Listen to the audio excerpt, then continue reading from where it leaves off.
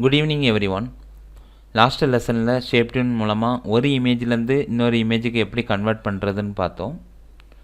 இந்த லெசன்ல டியூனிங் டைப்ல இருக்கிற மோஷன் டியூனை பத்தி தான் பார்க்க போறோம். வாங்க லெசனுக்குள்ள போகலாம். First Animate 2021 ஓபன் பண்ணிக்கிறேன். New document create பண்ணனும். Go to file new.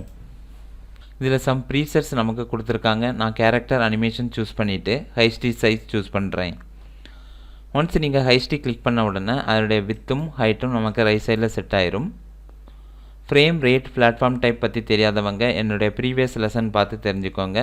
then create. நமக்கு new document create ஆயிருக்கு. இதோட நேம் தான் stage ன்னு சொல்றோம். இத zoom in zoom out பண்றதுக்கு control plus control minus.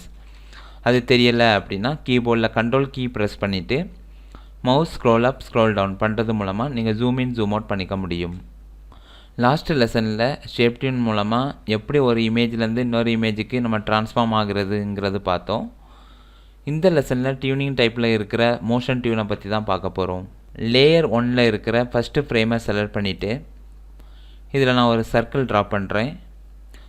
Oval tool shortcut key O ஷிஃப்ட்டை பிரஸ் பண்ணி டிராக் பண்ணீங்க அப்படினா பெர்ஃபெக்ட்டான ஒரு சர்க்கிள் உங்களுக்கு கிரியேட் ஆகும். இந்த சர்க்கிளோட ஃபில் கலர் சேஞ்ச் பண்ணனும் அப்படினா selection tool V ஆப்ஜெக்ட்டை செலக்ட் பண்ணிட்டு ரைட் சைடுல ப்ராப்பர்ட்டீஸ் பேனல்ல ஃபில் கலர் நீங்க சேஞ்ச் பண்ணிக்கலாம். நான் ரெட் கலர் சூஸ் பண்ணியிருக்கேன். எனக்கு ஸ்ட்ரோக் கலர் வேண்டாம் அப்படினா ஸ்ட்ரோக்கை கிளிக் பண்ணிட்டு நீங்க none கொடுத்துக்கலாம். இந்த ஆப்ஜெக்ட்டை நான் செலக்ட் பண்ணிட்டு கீழ மூவ் பண்ணி வைக்கிறேன். ஃபர்ஸ்ட் ஃப்ரேம்ல ரைட் கிளிக் பண்ணிட்டு மோஷன் டியூன் கொடுத்துட்டீங்க அப்படினா நமக்கு ஒரு வார்னிங் மெசேஜ் காட்டுது.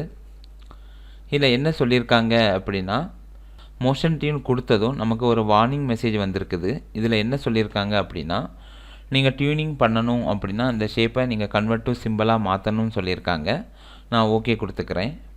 எனக்கு 30 ஃப்ரேம் வரைக்கும் எக்ஸ்டெண்ட் ஆயிருக்கு. ஏன்னா நம்ம ஆல்ரெடி செட் பண்ணிருக்கோம் 1 செகண்ட் 30 ஃப்ரேம்ஸ். தென் 30 ஃப்ரேம்ல இந்த ஆப்ஜெக்ட்டை அப்படியே மேலே பார்த்து மூவ் பண்ணி வைக்கிறேன். நான் ஆப்ஜெக்ட்டை ரைட் சைடு டாப்புக்கு மூவ் பண்ணி வச்சதும் எனக்கு ஒரு டாட்டட் லைன் கிரியேட் ஆயிருக்குது. தென் செலக்ஷன் டூல் மூலமா இந்த ஸ்ட்ரைட் லைனை நீங்க கர்வ் லைனா நீங்க கன்வர்ட் பண்ணிக்கலாம். இப்போ எனக்கு ப்ளே பண்ணி பார்க்கணும் அப்படினா கீபோர்ட்ல Enter பிரஸ் பண்றது மூலமா நீங்க ப்ளே பண்ணி பார்த்துக்கலாம்.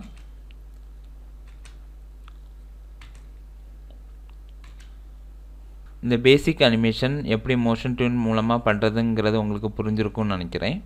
ஃபர்ஸ்ட் ஆப்ஜெக்ட்ல செலக்ட் பண்ணிட்டு மோஷன் டியூன் கொடுத்துக்கோங்க. 30 ஃப்ரேம்ஸ் வரைக்கும் எக்ஸ்டெண்ட் ஆயிரும். தென் நமக்கு கிரியேட் ஆகிற ஸ்ட்ரைட் லைனை செலக்ஷன் டூல் மூலமா நீங்க கர்வ் லைனா சேஞ்ச் பண்ணிக்கலாம். இன்னும் அடுத்தடுத்த லெசன்ல மோஷன் டியூனை பத்தி உள்ள அட்வான்ஸான அனிமேஷன் தான் பார்க்க போறோம். என்னோட சேனலை இதுவரைக்கும் சப்ஸ்கிரைப் பண்ணாதவங்க மறக்காம சப்ஸ்கிரைப் பண்ணிக்கோங்க. என்னுடைய சேனல் உங்களுக்கு பிடிச்சிருந்தது அப்படினா உங்க ஃப்ரெண்ட்ஸுக்கும் ஷேர் பண்ணுங்க. Keep supporting. Thanks for watching.